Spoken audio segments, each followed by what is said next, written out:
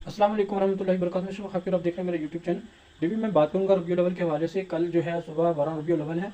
12 रबीउल अव्वल को जनाब रसूलुल्लाह ख़त्मुल नबीय्यीन सल्लल्लाहु अलैहि वसल्लम की जो वफ़ात है वो साबित है। उसमें किसी भी उलमा कराम का इख्तलाफ नहीं है, बल्कि जो विलादत है उसके अंदर जो है इख्तलाफ है। कोई कहता 9 को हुई, कोई 10 को, 11, कोई 12 को कहते हैं। जो वफ़ात है वो तो कन्फर्म साबित है, वो उसको सब लोग मानते हैं।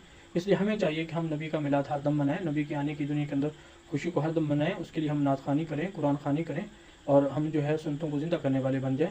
हम अगर सर पे पगड़ी नहीं रखते तो सर पे टोपी और पगड़ी रखने वाले बन जाएं। अगर नज़रों की हिफाजत नहीं करते तो नज़रों की हिफाजत करने वाले बन जाएं। अगर कानों से मौसीकी सुनते हैं तो कानों से मौसीकी से तौबा कर लें। अगर हम ज़ुबान के अखलाक हमारे अच्छे नहीं हैं तो हम अपने अखलाक को अच्छा करने वाले बन जाएं। अगर हम नमाज़ों का एहतमाम नहीं करते तो हम 5 वक्त नमाज़ों को बाकायदगी के साथ, जमात के साथ, एहतमाम के साथ पढ़ने वाले बन जाएं। इसी तरह जो है हम अपने अखलाक को अच्छा कर लें।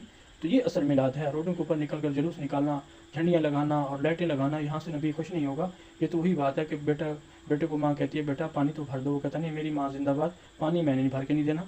इस तरह बाप कहता है बेटा जाओ डॉक्टर से दवाई तो लेकर दो, कहते नहीं नहीं मेरा बाबा जिंदाबाद, दवाई तो मैंने लेकर देनी नहीं है।